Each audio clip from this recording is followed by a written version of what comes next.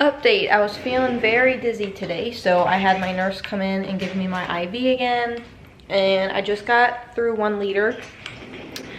I'm gonna do my half a liter in another like hour or 2 because I got a little puffy last time. I did too much fluid at once. So basically now what I'm going to do is unhook myself from this bag, and then I'm gonna set it up to just leave this, but without this long cord so I don't ever snag it. I need to clamp because blood's coming back through my tube.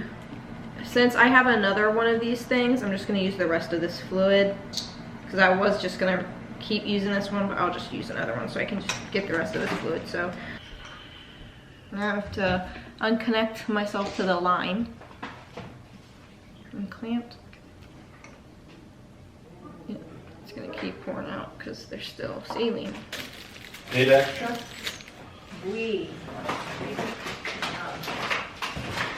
You want to watch a something? Do you know a Tim or a...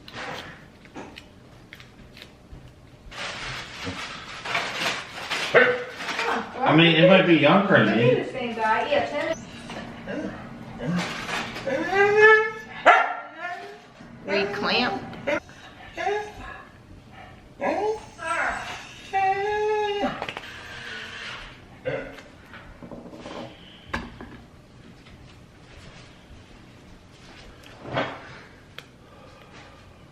I'm setting up for my new bag in an hour.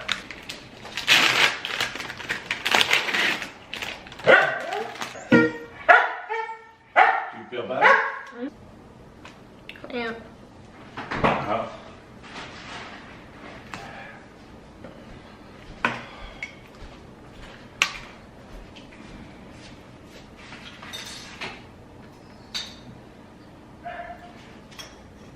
Now I'm just gonna set this to as close as to open as I can, but not quite at open, so it's probably around like 300, 350 mLs an hour. Okay, then I'm gonna hang this.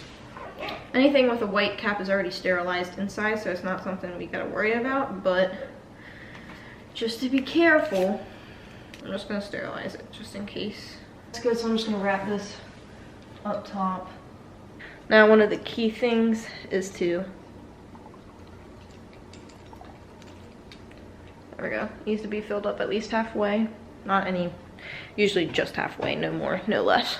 And actually I have to take this back down because I gotta make sure when I hook myself up not all this air goes into me, so I gotta run it now actually. So I gotta declamp this and let it start fusing through. Yep, and it's coming through pretty fast because I set it to come pretty fast. It should be dripping. Yep, just like that. Should have set it to go slower just as it was going out, but no biggie. Any air bubbles, you want to do this too.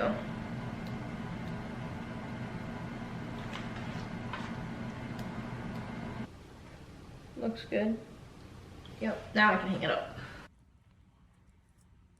At first. Okay, unclamp.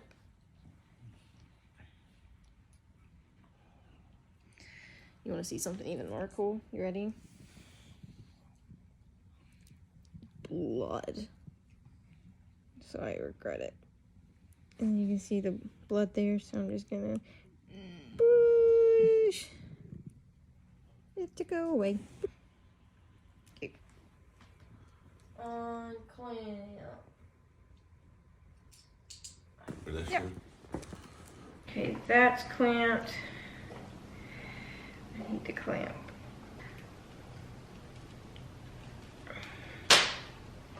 Now I need to flush it again.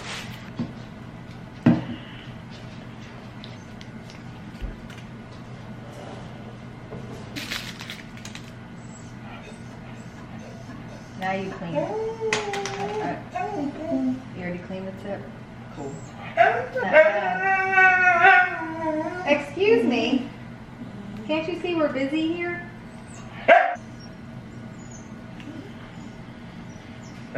No.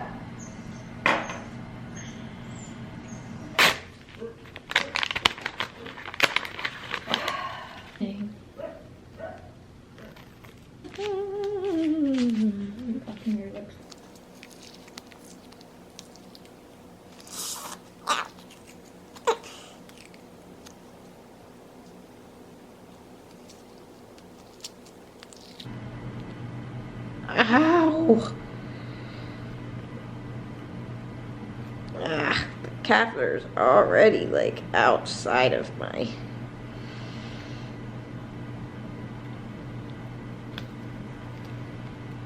Ugh. I don't even think I'm supposed to do this, but I'm doing it out of safety for my vein. No, that's not very good, but...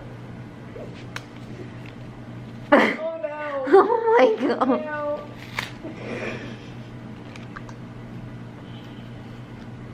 Impressive.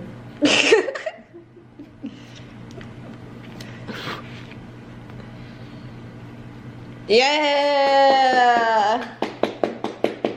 And that is how you take out an IV. I've been having like, I guess a flare-up you could say today for some reason. Just within like the past 2 hours, I've just been feeling sick.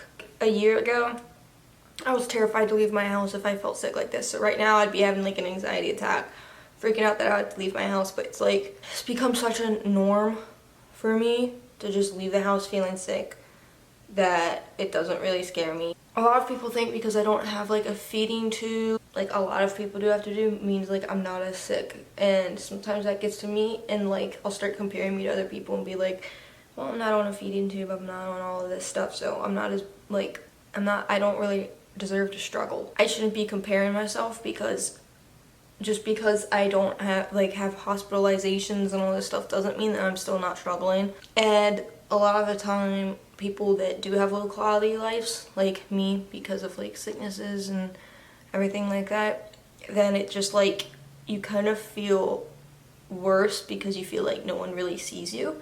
But honestly, one of the biggest things I've learned is like not to care how people see you or whatever it is, because even family members think like it's an attention thing or whatever it is. And even like talking right now, it makes me feel like I want to throw up even more for some reason. Talking, singing, anything like that just makes your putts worse, makes you tired, makes you feel like you want to vomit. Vomiting is, and the nausea and the stomach issues for me is probably very small POTS related for me, and it's like more of like my MALS and my vascular compression syndromes. It's like I can just feel my heart racing too for like no reason, and it makes me feel like I'm anxious, but I'm not. One thing that I have to do, I don't really know if I've mentioned yet, is I have to take throw-up bags with me. So I'll be taking a throw-up bag with me. I'll be taking my Dramamine multi-purpose nausea tablets. I've already taken one. It hasn't helped at all, so I really hope that it kicks in soon. Usually it would have already kicked in already, so maybe it's just because my nausea is so bad it's not helping. I don't know. And then I have to like carry all my medications with me. Also, another thing that's not really talked about is like forgetting stuff. I just like forget stuff insanely easily. I'm grateful I don't have it worse. And I mean, God has been with me throughout this entire thing. I mean, I genuinely don't know how people out there that don't have Jesus Christ and don't like surrender themselves to him are able to cope. I really want to get back to working out again, and I haven't been able to do that in almost a full year now, and that's, oh my gosh, it's been almost a full year. Oh my gosh. I'm wearing these joggers right now, but I also have a pair of shorts on underneath in case I get hot, because that's a big thing for me. I get cold really easily, but I also get really hot really easily, so I'll have to like strip down right in the middle of like a doctor's appointment because I get really hot. I'm aware. Usually like when everyone's like kind of hot in the car, I'm like cold and I'll just be jamming heat and they hate it.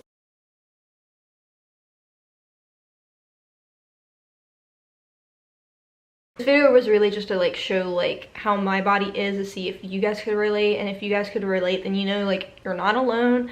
I have these issues too and it impacts my life big time, as I know it impacts yours big time. So just know you're not alone, and if you ever want to like DM me or private message me on Facebook or whatever it is, I'll leave like all of that in the description. Like private message me, I literally don't care. You cannot annoy me. So yeah, stay tuned for the celiac plexus block because that will definitely be coming soon, and I hope you guys enjoyed the video and learned more about like my life and how POTS is, MALS is, nutcracker syndrome is, dysautonomia, like all these different issues. And yeah, I hope you guys have a great day, and I will see you guys at the celiac plexus block.